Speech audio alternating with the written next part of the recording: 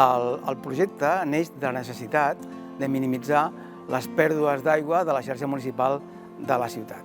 És a dir, en un context de sequera com el que ens trobem ara i els períodes que arrosseguem de manca d'aigua històrics, ens va decidir a instal·lar un sistema de sectorització. És a dir, hem dividit la ciutat en 12-14 sectors per poder estudiar cada sector per separat.